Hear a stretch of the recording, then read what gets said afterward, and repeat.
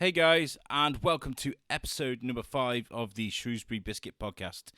As we break into December, the show survived a month. How fantastic is that? And it's not just survived, it's done really well as well, and I'm really, really happy. So I had a great surprise fall through my door in the week this week, and it was the Bellevue magazine. They were kind enough to feature us on a double-page article, and the joy running through my mind as I read that article, something that I created, this amazing show that we've put together, being featured on a magazine that, you know, everyone in Bellevue or Shrewsbury will see. So thank you very much to them. That's a really, really kind gesture. And I spoke to them yesterday, and we're going to try and get them in for an interview, just to return the favour. How cool would that be? So episode 5 is going to be me sitting down with Joel and Lauren from the Dana prison. These guys were always going to be important people for me to speak to. They're part of my kind of me growing in Shrewsbury in a way. I mean, I moved to Shrewsbury with my wife and my little boy to Bellevue. And I didn't know anybody. I barely knew anybody in Shrewsbury. And I started working last Halloween as a zombie, as a scare actor at Sanctum, which was their Scream Park, or the Halloween event last year anyway. And I got included into what they do there, and that was great enough as it is. But I mean, they're like a family. They really are like a really warm, welcoming group of people, and I feel really privileged to know them. So yeah, I've got a lot to thank Joel and Lauren for that, and everybody that's working at the prison. So thank you very much, and make sure you hop over to YouTube as well after you finish listening to this, of course, and check out I think it's the Lauren and Joel show, or the Joel and Lauren show. I don't know which way ego turned that one, but it's on the Joel Campbell YouTube channel. Make sure you check that out. It's really cool. I really enjoyed it. So yeah, episode 5. I hope you enjoy it, guys. If you've got any comments, if you'd like to take part in the show, if you have any announcements to make, whether it's an anniversary, or whether you've got a special event coming up at your business, or someone's birthday, or something like that, get in touch with us. Our email is shrewsburybiscuitpodcast@gmail.com. Very simple. Twitter, the Shrewsbury B1. That's got to change, but that is where we're at on Twitter. And on Facebook, you can get us the Shrewsbury Biscuit Podcast. It's a group. Thank you very much, guys. Enjoy the episode, and welcome to the Shrewsbury Biscuit Podcast.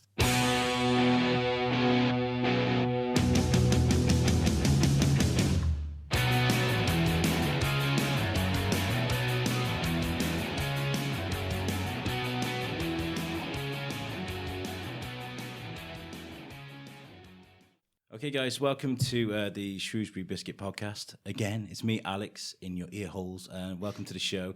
Today, I'm at the Dana prison. I'm going to be sat with two folks. You guys want to introduce yourselves at the start?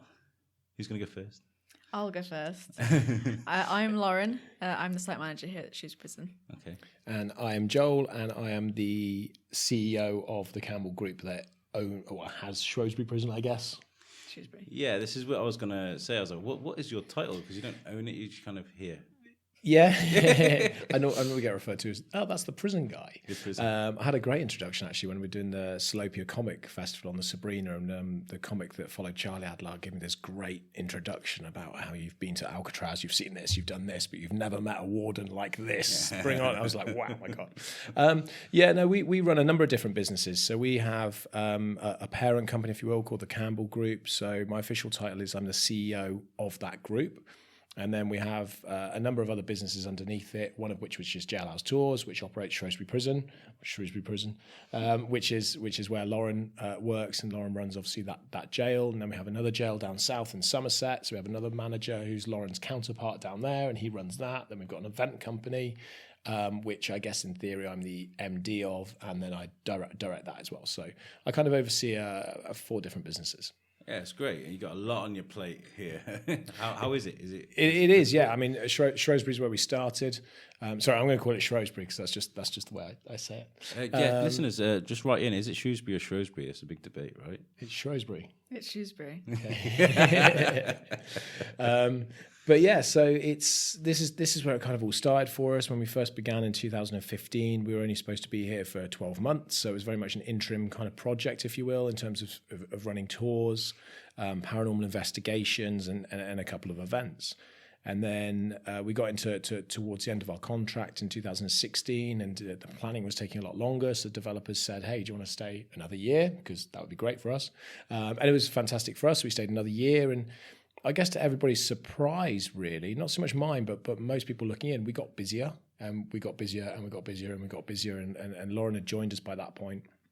And then, come the end of 2016, and we're chatting to the owners again, the developers, and they were still going through planning, so we extended for another year and a half, and here we are, and we're now sort of looking to the future, really, aren't we? But you say you've been here since 2015, right? That's when the prison closed. So you were pretty quick out the gates to kind of acquire the site. Yeah, it closed in March 2013, so 31st March 2013, and we took over in July of 2015, but these things don't happen quickly. So the MOJ closed 7 prisons in March 31st, 2013, 3 of which we've been operating.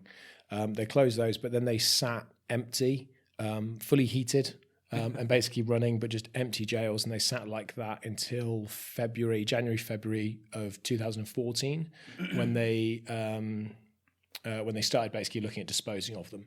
And some of those prisons actually didn't get sold until January, February the year after. So Shrewsbury and Shepton Mallet didn't get bought until, I think, on both January 2015. And then, we were basically in straight off the back of that. One of my main questions is, why a prison? What made you think, oh, do you know what would be great to do is just to run events at a prison? What's the process? Let me take my hat off, because it's getting warm. It is. It's the pressure you've put me under, and now my hair's a mess. It was it's something I'd seen for years. So my wife worked at Shepton Mallet as a psychologist. She worked with in offender treatment. So she would run behavioural programs, predominantly with sex offenders and such. So she'd been working in the prison service since the early 2000s as a psychologist. And she would obviously tell me different stories of work and such. Sorry, just banging your mics. And I was lucky enough to go on a tour of the prison run by prison officers whilst it was still open. So I went around Shepton Mallet whilst there was still 178 inmates in there, and I was basically toured around it during the day, and I was crossing past inmates and such like that in the wings, and kind of it was a little bit weird, if I'm honest. But as I was going through, it was so interesting, and they had a small museum there as well. And I was going around, I was just like, this would make an amazing day out. Basically, people would love to do this. Obviously, without the prisoners. Yeah. So I was looking at that. Prisoners would love it. And then I was out one night with my wife Emma, and we were at a one of the staff dues. So it was about 160 odd staff, I think, at the prison, and they were all out on a night out, and I was there, and I'd had a couple too many ciders, funny enough, because we were in Somerset. And I basically just said to the deputy governor in some kind of drunken state that it would make an amazing tourist attraction. You should close your prison and open it as a tourist attraction. And I think she thought I was crazy. And then a couple of years later, the MOJ announced it was closing. And I just thought, do you know what, we should do it. We should put a bid in to buy it, and we should try and turn it into a tourist attraction and kind of develop it into a heritage site. And that's kind of how it really came about. It was started off as just an idea and a concept in my head, and it was really lucky that you had that idea before that happened. That mustn't happen very often for people. Just you had this premonition and this idea, and it fell into place for you. Yeah. That's kind of it. I mean, I wouldn't say it fell into place. I think it took us a good 18 months of hard work, and we ended up in Shrewsbury almost by accident, really, because Shepton closed, and we were bidding on Shepton Mallet with the MOJ, and we were faced with huge obstacles, because you've got to remember that prisons were being bought by developers. That's the by and large of it. Every prison that got bought when they were sold was all bought by a property developer. That's not what we were or what we are, and that's not what we wanted to do. So I had an uphill struggle from the word go, because I had to showcase to the MOJ that we could make this work as a tourist attraction, which nobody believed would ever work. So I had to showcase that. I also had to prove that financially we could take on this building and how we develop it. And we're talking millions of pounds. So we had an uphill struggle from day one. And we managed to get shortlisted to the final 3 for Shepton with 2 other property developers. And unfortunately we got, I say, pipped at the post by a very, very large, very well-renowned heritage developer, who were very, very good at what they do. So they bought that jail. And off the back of that, I was doing some more research, and I was chatting to a guy called Trevor Osborne, who owns the Osborne Group, who's responsible for the Mount Maison Hotel in Oxford. Okay. So I was having a conversation with him, and I went to see him, and I can't swear, but basically he turned around and said to me, "What the hell do you want to do with a prison? You're not a property developer. What is this all about?" And I said, "Well, I think I can turn it into a tourist attraction." And he was, for a second, he kind of sat there and was like, "Are you mad?" And I was like, no, it'll work. Like, trust me, this will work, and this will work. And I guess I was lucky in that instance that he'd gone through exactly the same process with Oxford. And when you speak to him about Oxford, he will tell the story about how he had this vision for it becoming a hotel. And everyone was like, "Are you mad?" And he was like, no, I can see this is how it'll work. And it's one of the most popular hotels in Oxford now. So is this an old prison in Oxford? Yeah, it's the old prison in the old castle. Fantastic. So I think because he'd been through that himself and he'd just bought Shrewsbury Prison, he was willing to give me the opportunity to do it. So he said, "Yeah, that's fine. Do you know what, Joel? It's empty at the moment. I've got planning applications going through. It's going to take about a year. So if you want it for the next 12 months, it's yours." So we worked out an agreement that was okay for both of us. And yeah, a few weeks later, we opened the doors and in people came. Did people just come rolling in, or was it, just... Yeah, they did. I mean, I remember when we opened, we used to operate in a very, very different way. We just did guided tours at the time. And the first 6 weeks, we ran 4 tours a day, 7 days a week. Wow. And every single one was full. And I think in the first 6 weeks, we were putting through 1,000 people a week. And I was just on guided tours. And it was it was brilliant. It was crazy. It was manic, but it was so much fun. And by the end of it, we were all so tired. It was crazy. What's it like walking into an empty prison for the first time? I mean, Lauren will be able to tell you what it was like for her when she first did it, but it was such a bizarre experience.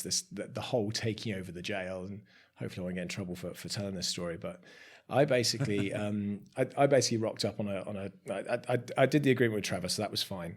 And I turned up on a Tuesday, and I was basically told, if you turn up on the Tuesday afternoon, you can collect a set of keys from the caretaker effectively, and then from the Wednesday it's yours. Off you go.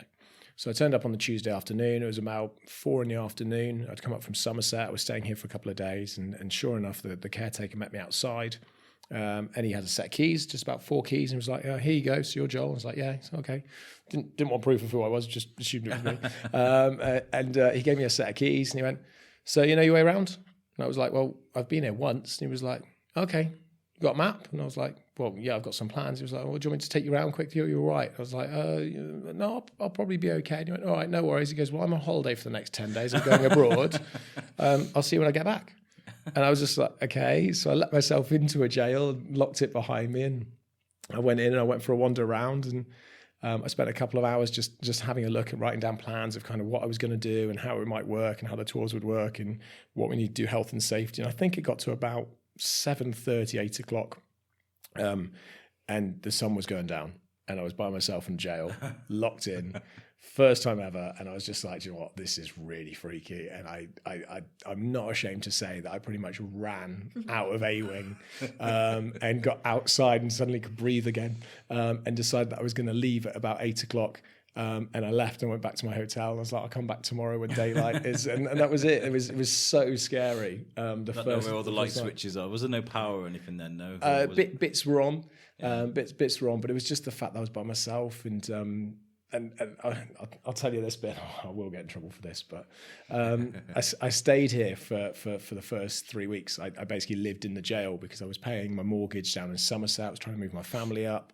I was paying the rent in the prison, and we hadn't opened yet. I didn't really have any money to kind of make anything work, and I couldn't afford to be staying in hotels in Shrewsbury. So I thought, you know what, I'll just stay in the jail. And I was sleeping in my office, which is upstairs in the original gate lodge. And the officers used to joke with me because I was like, "Oh, it's fine. I'm in my office. It's not scary." And they were like, and this was the first night I was staying there. I was like, "Yeah, it'll be fine. It's not scary." And I went, "Joel, it's right next to where they did the public executions." I was like, "Okay." And the first night I slept in the office, I remember moving the chest of drawers, the little office chest of drawers, up against the door and kind of wedging it, thinking to myself, "Cool, I feel safe now." Bearing in mind I'm behind a 45-foot wall. I feel safe now, and I sort of put my head down to go to sleep, and I suddenly realised that ghosts don't use doors. And now you're trapped in. And now I'm trapped. So yeah, that was kind of my experience. But yeah, how did you find it? It was different for me because when I first came here, I came on a tour with Graham, and I came with my university group, didn't I? And I kind of walked in not really knowing what to expect really, because I've only ever really watched like American prison TV programs with all these like high security things. So Prison Break. Yeah, I didn't really know what to walk into really, but I remember walking into the wing and just thinking, oh my god, like this is massive, like and insane at the same time. But That's pretty much what it was like for me as well. yeah, I mean, from there you just like I've got to monstrous, be here. when I first walked into A-Wing, it was Gary that showed me around because it was my first time at Sanctum, Halloween last year. Oh, okay, yeah. And I'd never been in a prison before, never seen anything of its scale. So you're right, when you look up at it, you're just in awe of its size. It's crazy. It's crazy. What was you like when you were younger? Is this something you thought you'd be doing? Did you always want to have your own business? You know? Yeah, I did, we had It's a replay of Monday.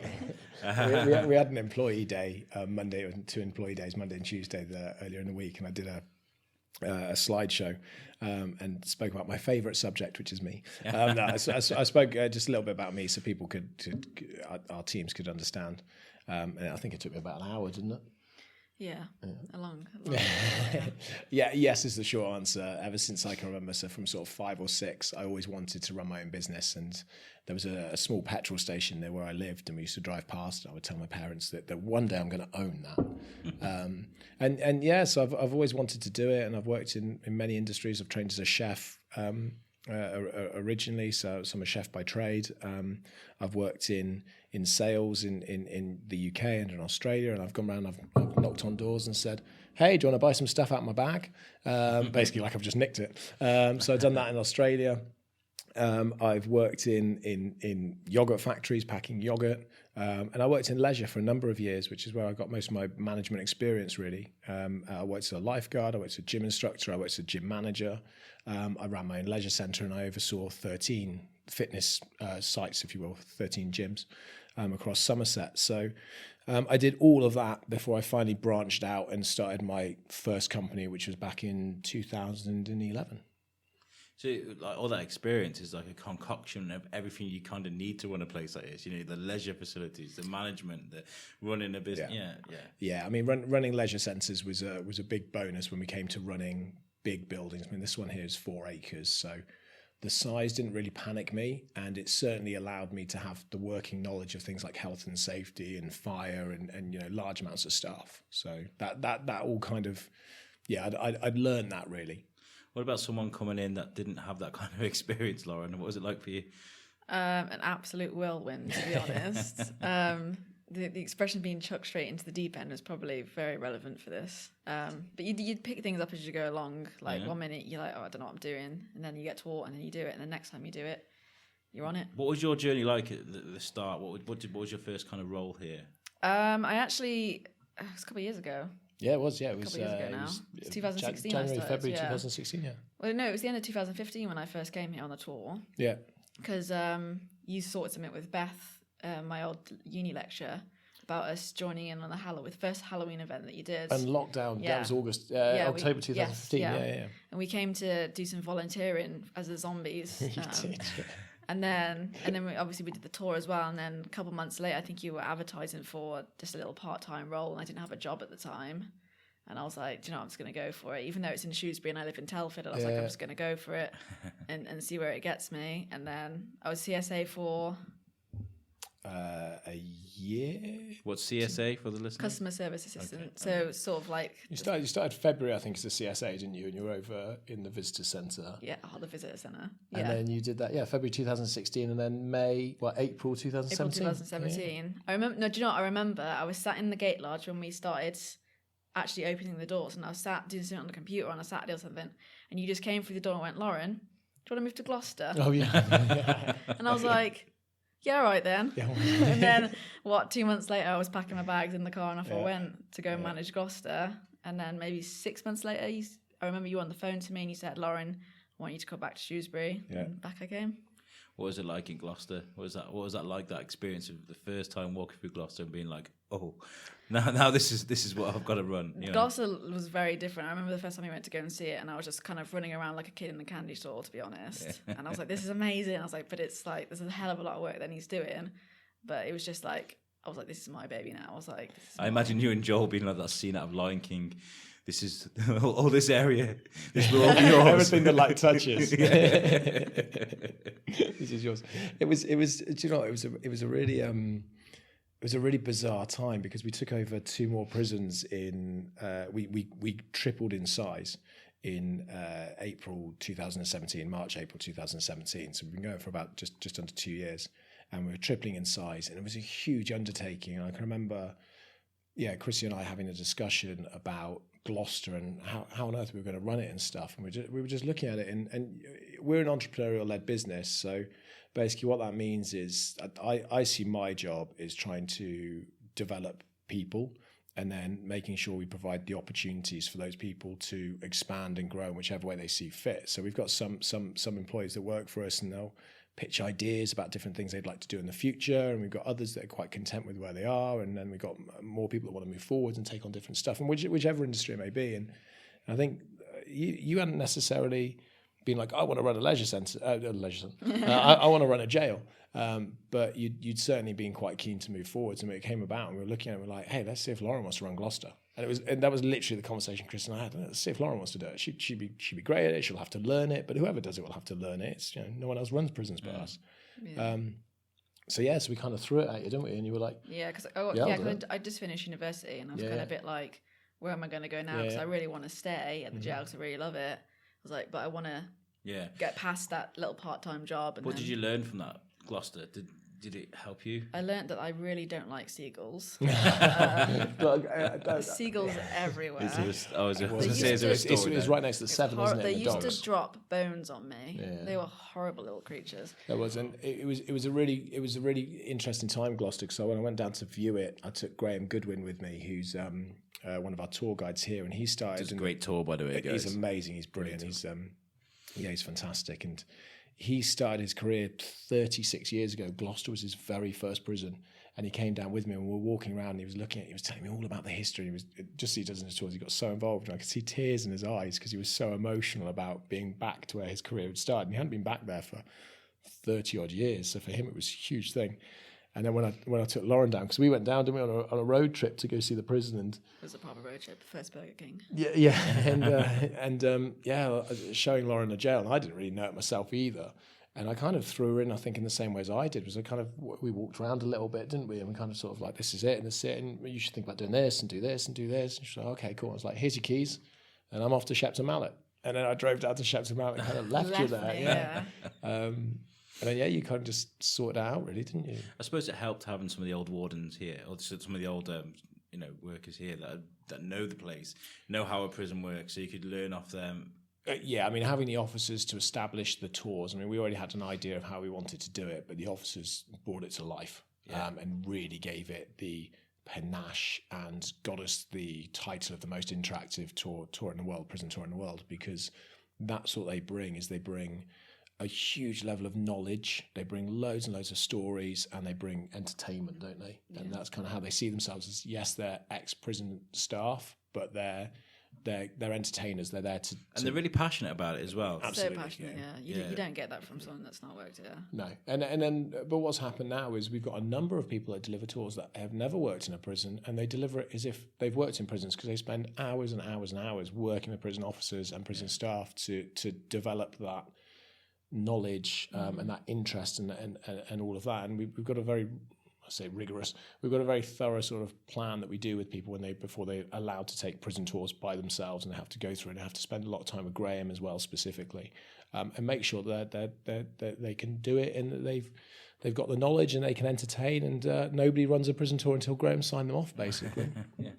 It's quite good, actually, because when I mentioned before I came here for this interview, I mentioned on our social media, I'm going to the Dana to do an interview. The amount of people that popped up. I used to work at the Dana. If you want some information, there's so many people around here that have been affected either by work or whether they've maybe stayed here at Her Majesty's pleasure. I don't know. We see so many ex-cons, don't we? So many. Do you get many people? Have you seen many people walking past and kind of like gawking at the place, like as if all the time? Yeah, people can't help but come in and have a look. Like prisoners. And Oh, things. absolutely. Oh, Yeah. Yeah. Oh, I used to be in there. That was my cell. 332 I was in. Like, all right, mate, cool. All Yeah. the time. There are so many amazing stories interlinked through the town about this place. And I was speaking to Becky Riddick, who's an artist that participate in town, and she got this amazing story where it was somebody actually I think it was a relative that stayed here. Was it in prison, and she came here after it closed, and she stayed in the same cell as him. I remember this. And she did lots of I was here. paintings. Yeah. It was amazing. Some of the stuff that she'd come up with. It was, as I recall, it was our first overnight sleepover. It was our first night in the Dana, as it was called back then. So it would have been 2016, summer 2016. And I remember her coming in because she wanted to stay. I think it was a cousin. I think it was a cousin. That's right. Yeah, a cousin. And I think he'd committed suicide in the cell. Really? And she came in and she really wanted to stay in that cell, which was fine. And I wouldn't say we thought it was weird, but we kind of were a bit concerned about the whole thing because it's quite deep. Yeah, it is, yeah. And she brought in canvases and she basically said, no, I want to come on the tour, but I just want to sit in the cell all night and I just want to paint and draw and do charcoal drawings and stuff like that. And she just wanted to use it as I guess like a reference point. And yeah, she did some... Inspired something in it. Yeah, Because the artwork absolutely. It's amazing, yeah. So she came and did that on our very first overnight sleepover. Yeah, she's great. So you say there are many companies here. You said it run by the Campbell Group. So what's here now at the moment? Well, we're spread across the country with different businesses, but we've in short we've got Jailhouse Tours, which is our prison tourism business, and there's two strands to that, which are basically two different locations. There's Shrewsbury, which is obviously where we are now, which Lauren operates, and then we've got one down in Somerset and Shepton Mallet. There's a prison there which is about half the size of this one. It's on 2 acres. But it's the oldest working prison in the country, so it dates back to 1610. Wow. So it's 400 years of history, and it is, Shrewsbury is an amazing place, but Shepton Mallet Prison is also an amazing jail. If you're down in that area, you've got to go check it out. So I can't really explain it, but it's got what we call dark cells, which are the underground cells that they used to use back in the 1600s, and you've got some of the original buildings there from sort of 400 years ago. So it's huge amounts of history. It was built when King James I, I think, put his decree out in terms of every county must have a jail in it. So it's got a huge amount of history. It's in a tiny little sleepy town of Somerset, in Shepton Mallet in Somerset. Population like 10,000 people. It's tucked away in the middle behind a few cider factories. That's cool. Really cool. So it's a great building to have. So we've got those two in Jailhouse Tours. We've got an events company called Immersive Events. We operate that from both of our jails because naturally having jails, you want to do some cool zombie events and stuff like that. So we do that. We have escape rooms, and then we do lots of... we've got kind of like 3 brands to it. We've got IME Escape, which is all of our escape rooms, our big prison break events, which happen throughout the year at the 2 jails.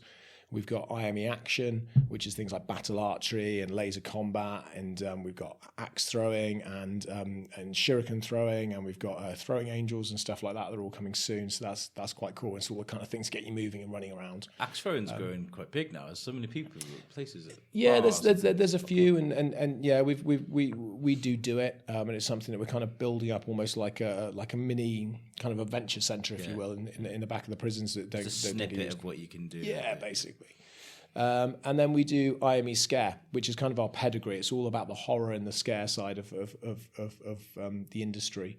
And that's kind of where our bread and butter is that's where we've come from. That's what we know. So it's things like the zombie events. It's things like the thrillers, and everything's immersive. So what we try and do is we bring the customers and the visitors into the story. So you don't just watch it kind of unfold. You're part of it unfolding, as one of our actors. Yeah, I am. That's your job, is to bring people into the scene and really engage them and make them feel like, oh my God, I'm actually part of this. And then sometimes in certain events, the decisions and choices that those customers make dictate the way the scene goes. And it's very rare that we'll have a scene with just one narrative or one ending. Yeah, and I've got a lot to thank you guys for, because I came to Shrewsbury and I knew no one. It was because of Tim, actually. Chris's Tim, and that. Oh, okay, yeah, Tim Barrett. Yeah, that I came here. Who fixes guitars, by the way? If you need a guitar fixing, Tim Barrett's your man. Yeah, he's great. He's also a great musician. You should look out for his bands. Oh, I forgot about that bit. But no, he knew my mum, and he was like, we're after actors, and so my mum got in touch with me. And also, there was another way I came through as well, was at the Oktoberfest. I think I spoke to you on the 10. I was like, I've got a podcast. You did, yeah. I remember, yeah. I've got a podcast. It's called Thorskins. It's like, you what? Things have changed. So I came and did Halloween, and also automatically, like, I got welcomed into this family of like really great people that really do just work well together. It just works well, doesn't it? You know, it does, yeah. And we've got 100 actors across the country now. They work in our different events, and that's only growing and expanding. We're award winning. We've got Scar Awards for best zombie experience and such like that. You know, we're reviewing it sort of 4.6 out of 5, which is really impressive to be able to do. So we've got great pedigree, we've got a great history, we've got a brilliant team, we love what we do, and that's the key really, is loving what we do. And then beyond that, we've got children's fun houses, as we call them. So basically, children's soft play centres, but we call them fun houses. Which we've got one here in Shrewsbury again, at the back of the prison, in the newer complexes, in the sports centres, and we're just looking at expanding those now. So we've got our Ashton's fun houses. So we've got all those, and a couple of other smaller little bits and pieces sort of growing in the background. Which a lot of my listeners may have seen me. I frequent there once a week. I'm always there. I've got a laptop on my left, listening to audio, and then a tablet up here, typing emails. I'm always busy there. Whilst my little one runs around there. I'm so grateful for that, by the way. It's great. So how are things going now? I mean, we've just come out the back of Halloween. Whilst we're recording this will go out in December. But after Halloween, how are things going? It's good. I mean, we're finally able to get some sleep. I think that's the big thing, because building up to Halloween is a massive undertaking, and during the build up to Halloween is the summer, so the prisons are really busy because it's tourism time for the jails. So they're inundated. At the same time we're building Halloween, the jails come out of summer holidays, and then straight away they kick back into school term time. So we have loads of school visits and then loads of coach tours and such like that. So they're kind of constant all the way until mid-November, really, kind of around this time. And then Halloween really starts kicking off for us mid to late September. And in October is just crazy. Like we're working like 250-hour kind of months. They're big sort of months. And I end up working hundreds of hours, as do sort of the top tier teams. And we get through it after 9 really big nights.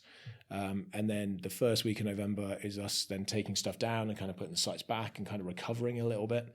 And then we have our employee day, so that's always a couple of big days. That looks really fun, by the way. Oh, it was amazing. It looks really fun. And then it's normally around this time that we kind of just go, right, we can breathe, and then everyone comes back to work on Monday. It's like, right, Christmas, so let's get cracking.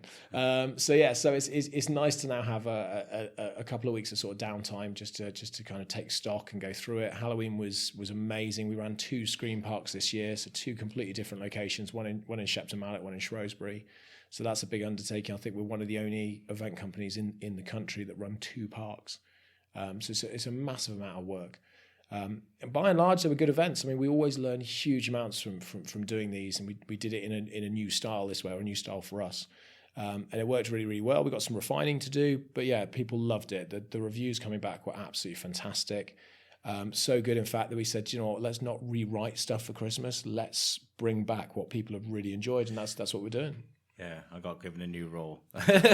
Well, it's up for discussion. I think my event coordinators have jumped forwards a bit too quick. But yes, so there is discussions about you having a slightly different. He's got the beard in the belly. He can do Santa. Yeah, he can ho ho ho. He'll be fine. Lauren, what's it like running a site like this while something like what went on at Halloween is going on at the same time? You know, you got your tours and you've got everything running alongside that. What's it like for you? Stressful. No, it's all right. It's good fun for us. I mean, we don't tend to get involved with the running of Halloween, but we still kind of have the long hours, jumping in when we can and stuff. And we know everyone really looks forward to October, and then halfway through October, everyone's like, can't wait for October to be finished. But no, it's good. It's good fun because I mean, we get the benefits of it, obviously, you know, and everyone comes, they have a good time, they're buzzing about the prison, and then they come back and do tours. You know, the prison suddenly becomes the talk of the town kind of thing, and my guys love it. And we love getting sneaky free tickets. And I just remember from like Prison Break, when we did Prison Break, we'd all have our little roles and things, but you'd see like tour guides going around, you know, with a tour whilst Prison Break was going on. That must be, you know, quite a lot to deal with all at the same time, you know. They love it. They love getting involved. They'll always get involved. But I always feel like that's probably the best time to do a tour, isn't it? When there's actual like people dressed as prisoners walking around, like, you know. it's kind of loud, isn't it? So people can actually understand how loud it would have been in prison. Yeah. So. It's one of those bizarre things because the first year we ran the prison break events, we closed the jail. It wasn't open to the public, so we used to close the jail. And I can remember that we used to get loads of people outside, didn't we? Going, oh, we want to visit the jail today, especially in the summer holidays. Yeah. And we got to a point where I was like, do you know what? This is mad. Let's open it. And just as Lauren said, it's real because there's people in it, so it's noisy, so it's bustly, and this is what it's like. And it allowed the officers to go, this is what it was like, ladies and gents. In fact, it was twice or three times as loud as this. And so that gives them that air of realism. And there's 100 odd prisoners bouncing around. There's 30 odd officers bouncing around, so twice the amount of officers there would have actually been. Then they have the challenge of when you're trying to run a tour and explain stuff to people and talk to them about things, and especially some of the more nitty gritty and some of the more delicate subjects that we do talk about in the tours. It's very difficult because there's so much noise going on, and they're not used to that. But yeah, by and large, it works, doesn't it? It makes sense. Absolutely. Yeah. The actors are really good at kind of getting the kind of curious people that like what's going on. The actors are very good at kind of dragging them into the event for sort of like yes, 5 we minutes.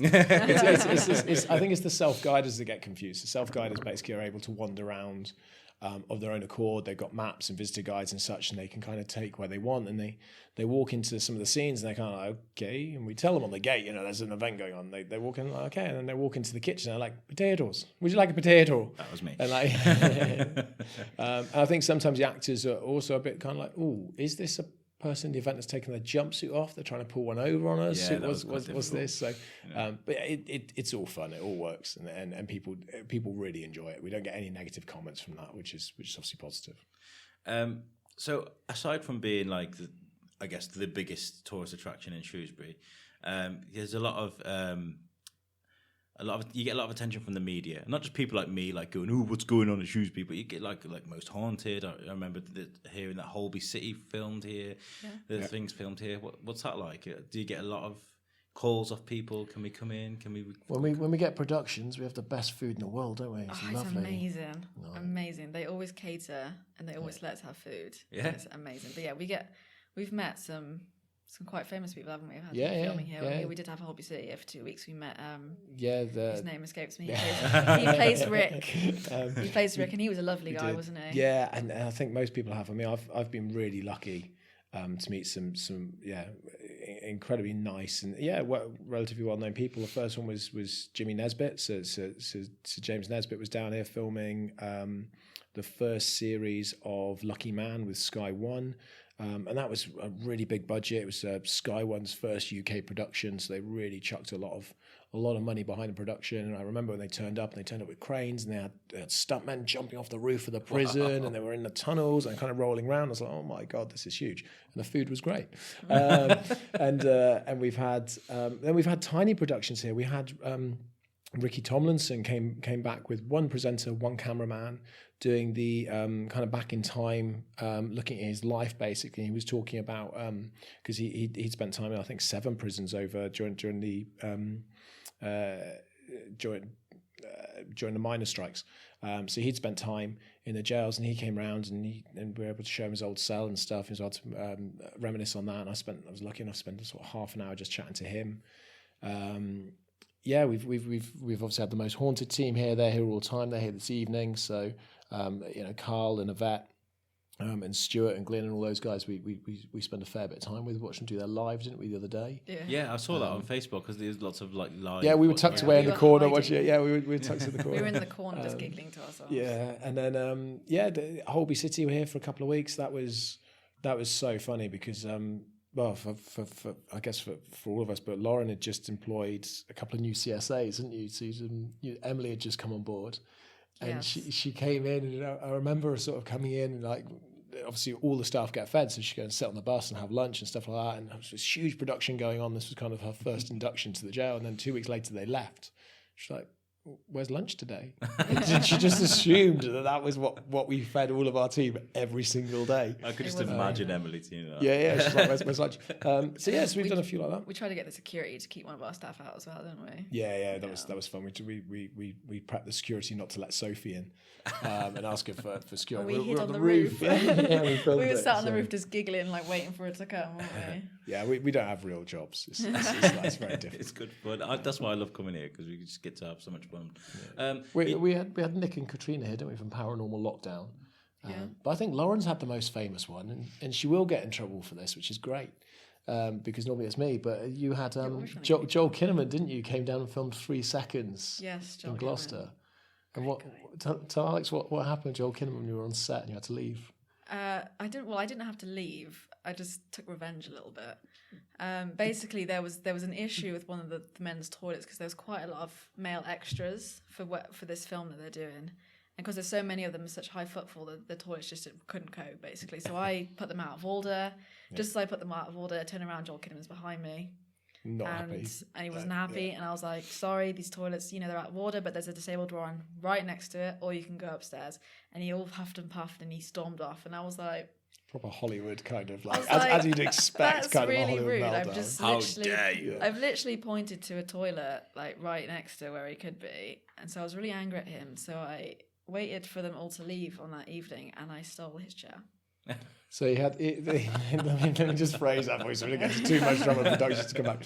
Next to Orange's office, they had a main actor kind of green room, and they all had these, the director chairs like that. So he had director chair with Kinnaman on the back, and Lauren decided that was going to be her trophy. You still got it. It's down in your office. Yeah, but in my defence, it was taken back. Yeah. And then it was broken. Yeah, and then I stole it again. Oh, it was broken. It was was broken, it? And then so I fixed it with masking tape. What's it called, masking tape, and then it broke again, and now it's just sat in the corner of the room. Just to be clear, we don't by and large in general, we don't steal stuff from productions. That's literally the only time. But I think the moral of the story is don't mess with Lauren.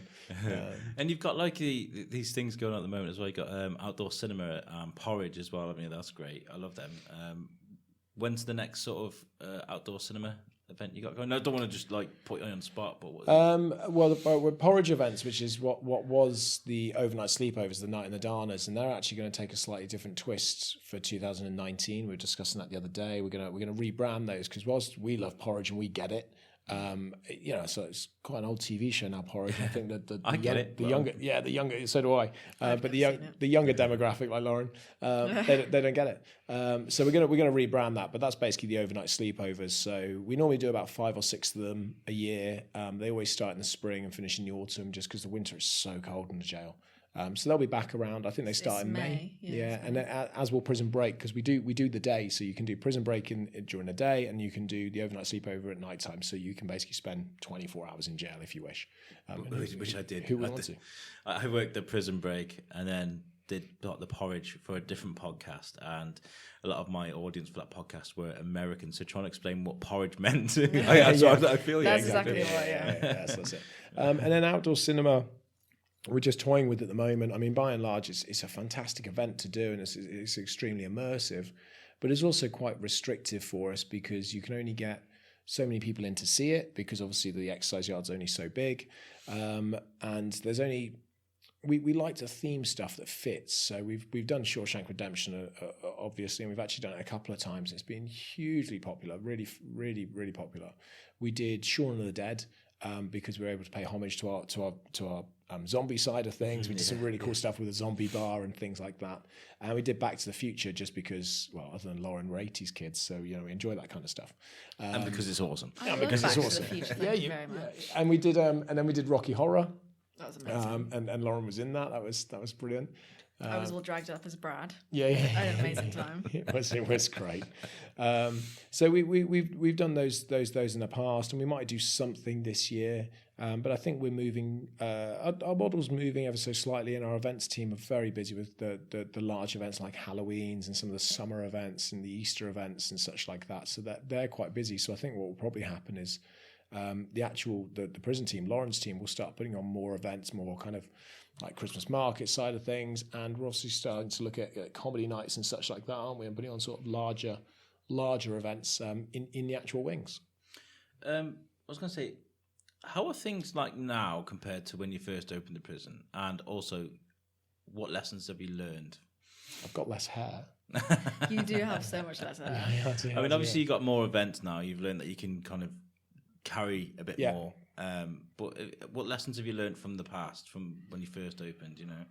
Do you know what? There's so many. I'm going to struggle to put my hand straight on them. I think. One thing that one of my mentors said to me, it will sound really weird.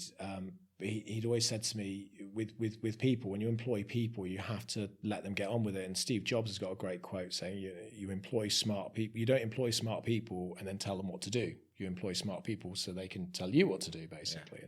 Yeah. And one of my mentors used to say to me, you've bought the dog, now let it bark. I was like, you what? I was like, you bought the dog, let it bark. And it was all about, once you've put people into a role, let them go, let them do the role. And if you don't, then you obviously don't trust yourself to have put them in the role in the first place. And it took me probably a good 18 months to get to a stage where I was like, do you know what? Actually, I'm kind of happy with you doing it. Or not I'm happy with you doing it, but I'm happy that I can now say I'm okay with it. And it was always that thing of, yeah, well, you've done it like that, but I would do it like this, and my way's right. And it's taken me a huge time, isn't it? It's been probably really stressful for you guys, having to deal with that, because just being able to let go has probably been the I bet it's difficult. thing. You know, you run in this place in Shepton and Gloucester, whilst having a family as well and wanting to go on holidays like everyone else. So, you know, these are your babies, and you're like, don't break things. Don't break things. Yeah, okay? no one ever does things as well as you would do them. It's the challenge, isn't it? And that's the same in life. And you have to. I think when you run a business, you have to, when you manage people, you have to let them get on with it, because you can only do so much. And actually, you suddenly realise that actually people do things better than you do them. And that's well done, Lauren. Yeah. I do lots of things better than Joel.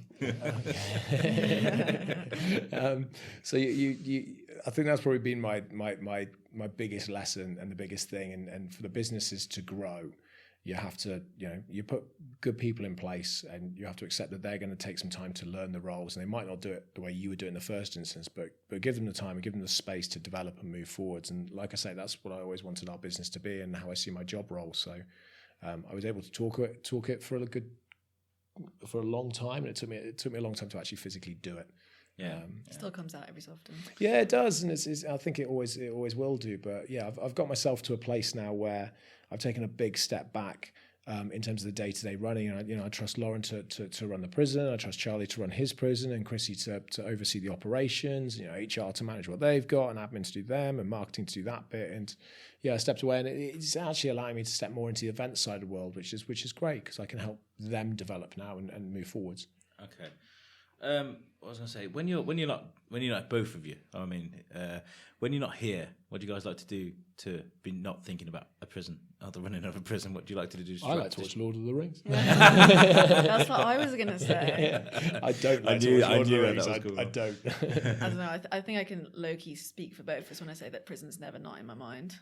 Yeah, it's always the kind of there, but.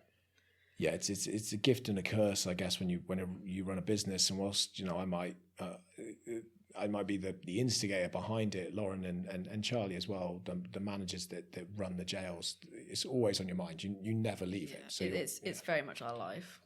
And I think that's, like I say, some people look at it and go, oh, that's really sad. You're kind of missing out on life because you're always thinking about it. It's not going, oh my God, what are we going to do here? But you might just walk down the street and see someone go, that'd be great in the jail. We should do that in the prison. And other times you'll be stressing because you know that someone's just rung you in the morning. It's 8:30. It's your day off, and someone's sick, and you've got no staff to cover. And you're like, "Damn, I'm going to have to actually get up and get dressed and go to work." Yeah. And that's that pressure. But we've both got young families, though. We both still make the time for them and stuff. I mean, I know we've both got quite a lot better at balancing the work and family. We both spend a lot more time with our families now. Yeah, we do. I mean, I work an insane amount of hours, and I'm like I say, that part of that big step back was to spend more time with my family and with my kids. I like to kind of write a fair bit behind the scenes. I do lots of concepts of events and things like that, and work on different stuff. But from a stress perspective, you'll generally find me doing colouring books. But not complicated colouring books. I like to do like kids colouring books. That's so like really straightforward pictures of like fantastic. Bubble planes and boats. I've never heard that before. Pirate books and stuff like that. And I've got some really amazing crowns that my wife bought me a couple of years ago for Christmas. And I just sit there and I'll just colour in. And I just sit on the floor and I just colour in because I just forget everything else. I live nowhere near the sea, so I can't surf. Most people, when you say, have you got any hobbies, they kind of clam up and you have to be like, do you play Xbox? Yes. Well, there you go. There's a hobby. Do you go on holiday? Okay, there's a hobby. But so to hear that was actually really refreshing. Thank you. So you're saying that the model's changing and for next year, and there's a few tweaks and things that are coming. Is there anything that you can announce that is officially coming soon? We are in a confidential world at the moment, unfortunately, in terms of what we can and can't say. We know that we're going to be here for an awful lot longer than we'd planned, that it's no longer really an interim process, that there's a much longer term vision that we've been discussing with the developers, with the owners, and that's very positive. What's that like? I was going to say, was that like, or was that like, yeah? No, it's amazing. That's what I love. It's coming up with different ideas of how we can do things. But one of the big challenges we've had and we've faced over probably the last 6 months, I think, isn't it? Is our business model, because our business model is set for people to come once, and that's it. Because we only expect to be here for a year basically. So the way our business model was created was, you pay an entry fee, you come and see this, and you go, and we wave goodbye, and we probably won't see you again. We see some customers coming back for a couple of bits, but by and large, that was it. And now what we're doing is we're completely overhauling that model to have people coming back all the time. The idea is that it will be an attraction, a heritage site that people will come to on a daily or bi-daily basis. And therefore, the model has to completely change. You can't charge the same fees that we currently charge for a one visit every single day, because people just can't afford it. So we've got to make that change. But to make that change, we've got to have a number of other things operating on site. So you might want to see things like, I don't know, a cafe or a restaurant or a heritage section with a large prison museum, or event spaces and children's play centres and activity spaces. So those are the kind of things that we would. You're doing well with that. Consider anyway, you've got you took the Georgian tunnel tours, which I've done. Yeah. You got the self-guided tours. You got the guided tours. You got so much going on that you could come here, do one thing, and then say you're here for a long weekend in Shrewsbury. You can do one thing and come back and do another. That's what I love about this place. Okay, well, I'll end it with the question I ask every single guest is, I'll ask you both separately. What does Shrewsbury mean to you, Joel? What is Shrewsbury to you? Shrewsbury is... Sorry, what is Shrewsbury to you? In what sense? What you mean? What, the town, or? Yeah, what does Shrewsbury mean to you as a town? What does the place mean? I mean, I love Shrewsbury. I was born and bred in Somerset. I was physically born in a tiny little village in Somerset, and I've loved it. I'm a Somerset boy born and bred, and my wife is a Cornish girl born and bred. So we love our home counties and areas. And we moved to Shrewsbury, and we absolutely love it. I mean, we moved here as a temporary thing for 12 months whilst we ran the jail, and we decided that this would be our UK base. So we've now based ourselves in Shrewsbury, and that's where we live. And we absolutely love it. It's a lovely sized town. It's got amazing architecture. It's got amazing history. It's vibrant. It's clean. It's tidy. It's just a really nice place to live and bring up children, and it's got some amazing things go for it. And I'm extremely proud that we are the largest tourism attraction in the town, and we bring in 100,000 people a year, and those people go off and they spend money in town, and we really contribute to the tourism sector and to the tourism spend for Shrewsbury. I'm very proud that we've done that, and that we can be part of that, and my hope is that we can do more going forwards and work more with the guys down at the flax mill as that develops, and ideally work more with people like the Beard and stuff like that. So it's a lovely place to live, and I think they've very much got the kind of the one-off set right. And I love paddleboarding in the river. So in the summer you'll always see me sort of up and down the river paddleboarding. So it's a lovely place to live. If you're looking for somewhere to move to, then I would definitely recommend checking it out. And so you just mentioned that you do work with a couple of people in the town. Mm-hmm. You have special relationships with other people. What's the best kind of place? Specials, probably. Special relationships. What I would use. That you work well with. That's the best. Yeah, we do. I mean, I think probably anybody that you speak to about me, if you ask them honestly, they'll probably say that I have an ability to rub people up the wrong way to a degree. I would agree. And that's because what I do is I speak very openly and very honestly. And what I say is I'll never lie to you, but I'll never sugarcoat it. Yeah. I'm going to tell you this is how it is. And people don't like that approach generally. So especially when they're doing things wrong, or not my way. But yeah, no, we do. I've spent time with Historic England. They were here only yesterday, I think it was. Thursday they came down. The guys that are operating the flax mill and doing the massive development there, and we were sharing some great ideas, and we were talking about what they're doing and what we're doing in the future, and the routes, because obviously you go from the flax mill to town, comes straight past us. So we're talking about some huge developments there. We do. We have a number of conversations with the guys down at Shrewsbury Tourism and with Dilwyn down at the Sabrina and Mark there. We work quite closely with Beth, don't we, who runs Shropshire Festivals, and Beth's brilliant. She's absolutely fantastic. She's so supportive of what we do. She always lets us come down to the festivals and promote those kind of things. So we'll always try and do as much as we can for Beth and for the festival guys, and they do a huge amount for the town. And then the bid, which at the moment we're not part of, but they've just changed the setup for the bid, so we can now be part of that. And again, Sebastian down the bid, we'd like to work closer with them in terms of the future of the town and with the council, because by and large we have a huge amount of knowledge in the tourism sector. We've got a huge amount of pedigree. We've got a lot of partners that we work with across the country. And in the brutal sense of the word, we know what we're talking about. We know our business. We do exceptionally well. There's nothing wrong with saying that. You do know what you're doing. That's why I rub people up the wrong way. What about you, Lauren? What does Shrewsbury mean to you? I was born here all those 22 years ago. So many. I know, I'm so old. But actually, apart from the 6 months I lived in Gloucester, I lived in Telford all my life. And then when I came back to work here in Shrewsbury, I decided to force my way into my partner's house. So now I live in Shrewsbury. I will live here. I know, I forced it. So I live here now again, and I like Joel said, I love the town. I love the history of it, because I'm a bit history buff, and the museums and all the different restaurants, and that. It's an amazing place to live. It's much nicer than Telford. Sorry, Telford. I just love it, and my 3 boys love it, and my partner loves it, and it's a really nice place to live. Wicked. Well, guys, thank you very much for coming on the Shrewsbury Biscuit. It's been great. And should we plug our show? Yeah, I was going to say this is the bit where Joel and Lauren show. Yeah, the Lauren and Joel show. No, I was going to say to you, is there anything that you do want to plug? Is there anything, whether it's to do with the person or your show? Let's plug our show. Never mind the businesses. Okay, let's plug our show. Leave the businesses. We nearly swore that. We nearly went the whole way. I almost cracked a little bit under the pressure then. Yeah. Our show's amazing. Yeah, we've only done one episode that's not even been released yet. But no, it hasn't. So Laura and I started doing our own vlogs a little while ago. Alfie Days. We should have mentioned Alfie when we talk about famous people. So some of your listeners may have heard of Alfie Days, who's a very big vlogger. And his wife, his girlfriend Zoella, and then some of their friends like Casper Lee. Some of these guys are YouTube superstars. They're YouTube famous, aren't they? They are the reason that YouTube have their business model. Yeah, just give me their email address on your way out.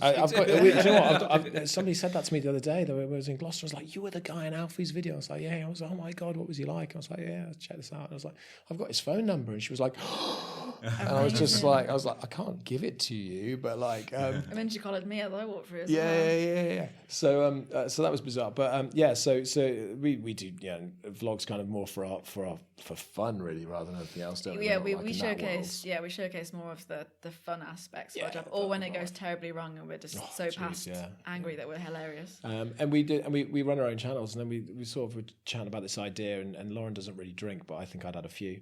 And it was kind of like we've been talking about doing this jail episode for about 2.5 years, which the concept behind it originally was like a fly on the wall. Which just follows around our business, because you've got no business like ours, I guarantee it. A bit like The Office. But in a real scenario, a bit more like there was one out they filmed in Wales at the call centre. So a bit more kind of like that, so it's real. And we were working with production companies trying to do this, and it just became so big, and it was so hard and so difficult to manage. And then the other day we were just chatting about it, and we're like, hey, let's do it as a kind of like a chat show. And we're like, what, like a kind of a good morning, like Britain kind of thing. Like, yeah, like a Holly and Fern kind of thing. So we've got high aspirations, haven't we? It was like 1 o'clock in the morning to be fair. Yeah, it was. Yeah, we were celebrating. We were celebrating some other good news. We just smoked a cigar, I think, as well, didn't we? So we were just so we were at a very good place when we discussed this, and we came up with this idea anyway. That we would do this show where Laura and I kind of present this thing, and we just have a lot of banter and a lot of fun back and forward, and kind of I think the way that we present works quite well together. It's like the young and the not quite so young, then we bring guests in and stuff like that. So we've started doing that, and we filmed the first one yesterday afternoon. This very room, didn't we? Yeah, we did. What's it called?